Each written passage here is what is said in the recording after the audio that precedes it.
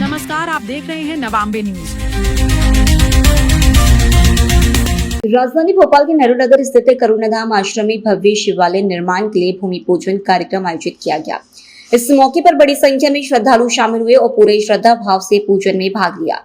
आश्रम परिसर में बनने वाले भगवान शिव का मंदिर करीब 140 फीट ऊंचा होगा, जहां शिवलिंग स्थापित किया जाएगा। भूमि पूजन कार्यक्रम विधि विधान के साथ संपन्न किया गया।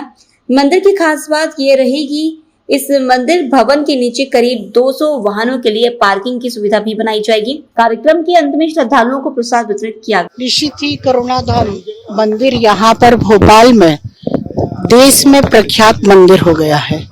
यहाँ की सिद्धि बहुत बड़ी है।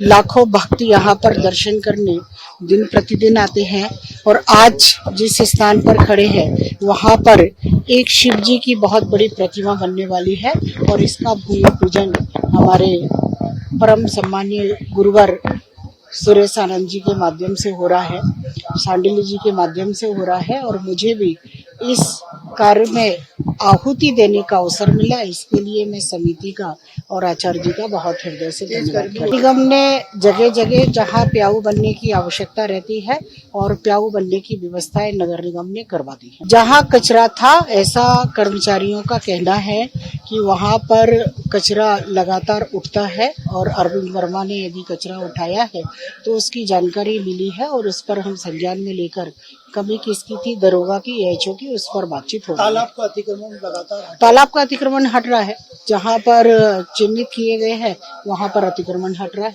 डॉग बाइट तो हो रहा है तो नगर निगम समय समय पर डॉगों को उठाकर उनकी नसबंदी करवा रहा है और नसबंदी करवाने के बाद ये नियम है कि 5 दिन तक वहाँ रख सकते हैं सेंटर पर, उसके बाद उसको उसी कॉलोनी में छोड़ना पड़ता है।